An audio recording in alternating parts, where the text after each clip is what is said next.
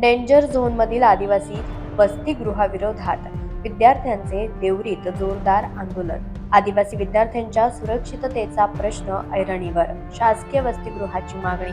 गोंदिया जिल्ह्यातील आदिवासी आश्रमशाळेतील विद्यार्थी-विद्यार्थिनींनी आपल्या सुरक्षिततेसाठी आज प्रकल्प कार्यालय देवरी येथे जोरदार आंदोलन केलं. गोंदिया या ठिकाणी सुरू असलेलं आदिवासी वसतिगृह क्रमांक 2 हे अत्यंत धोकादायक ठिकाणी असल्याचा आरोप विद्यार्थ्यांनी केला. गोंदिया शहरातील आदिवासी वसतिगृह क्रमांक 2 हे डेंजर झोनमध्ये असून त्या परिसरात नशा करणारे लोक मोठ्या प्रमाणात वावरतात. विशेषतः रात्रीच्या वेळी वसतिगृहात ये जा करताना विद्यार्थ्यांना मानसिक त्रास सहन करावा लागत असल्याचं विद्यार्थ्यांचं म्हणणं आहे. याशिवाय गोंदिया येथे शासकीय इमारत उपलब्ध नसल्यामुळे सध्या खासगी खोल्या भाड्याने घेऊन वसतिगृह चालवलं जात आहे. त्यामुळे विद्यार्थ्यांच्या सुरक्षिततेचा प्रश्न निर्माण झाला असून तत्काळ शासकीय इमारतीत वसतिगृह सुरू करण्याची मागणी विद्यार्थ्यांनी केली आहे. या मागणीसाठी आदिवासी आश्रमशाळेतील विद्यार्थी आणि विद्यार्थिनींनी प्रकल्प कार्यालय देवरी या ठिकाणी एकत्र येत आंदोलन केलं. यात विद्यार्थ्यांनी प्रशासनाच्या निष्काळजीपणावर नाराजी व्यक्त केली आहे. काही दिवसांच्या कालावधीत वसतिगृह दुसऱ्या सुरक्षित ठिकाणी स्थलांतरित करण्याची व्यवस्था केली जाईल. तसेच कायमस्वरूपी शासकीय इमारतीसाठी आवश्यक जागेबाबत शासनाकडे पाठपुरावा केला जाईल. नेहमी शासनाला याबाबत पाठपुरावे करण्यात येत आहेत. प्रकल्प अधिकारी उमेश काशीद यांच्या आश्वासनानंतर विद्यार्थ्यांनी तात्पुरते आंदोलन मागे घेतलंय. मात्र 10 दिवसांच्या आत मागण्या पूर्ण न झाल्यास यापेक्षा तीव्र आंदोलन छेडण्याचा इशारा विद्यार्थ्यांनी यावेळी दिला.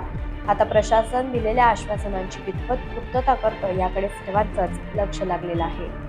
आपली जी मागणी होती ती आदिवासी वसतिगृह क्रमांक जो 2 आहे गोंदियाचा, या ठिकाणी जो खूप डेंजर झोनमध्ये तो हॉस्टेल आहे आणि जो वसतिगृह ज्या डेंजर झोनमध्ये आहे तर त्या एरियामध्ये असे लोक राहतात की तेव्हा म्हणजे नशापानी करणारे मद्यपान करणारे लोक म्हणजे तिथं नेहमीच बसून राहतात.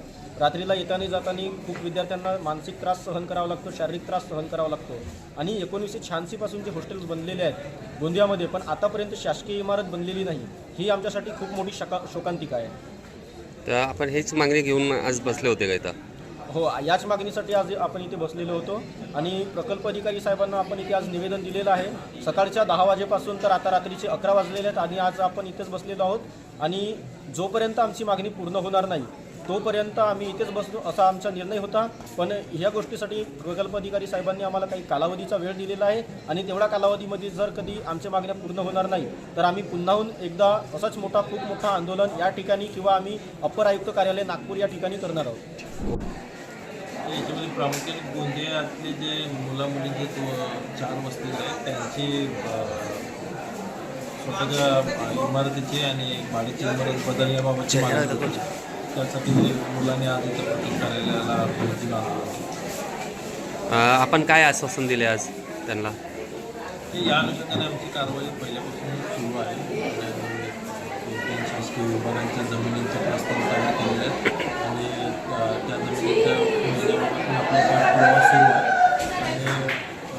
आणि भाड्याची इमारत बदलण्याबाबत पण आम्ही 2-3 इमारती आज मुलांना दाखवलेल्या आहेत. त्याबाबत आम्ही PW आणि बाकी काही प्रशासकीय जी कारवाई ती करून आम्ही ती पण बिल्डिंग मुलांची शिफ्ट करण्याबाबत कारवाई करू.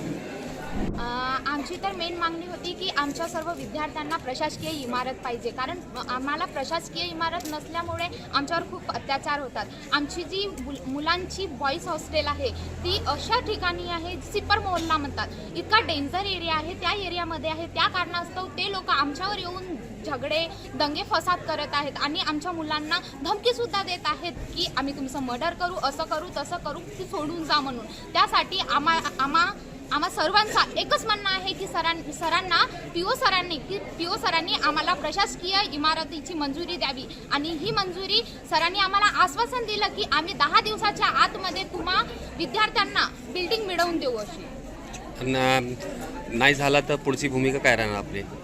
पुढची भूमिका सपोज झालंच नाही तर आम्ही पुन्हा एकदा इथं येऊन याच प्रकारे आंदोलन करू आणि आपल्या विद्यार्थ्यांना ठाम इथं उभं राहायला सांगू. लोकनायक न्यूज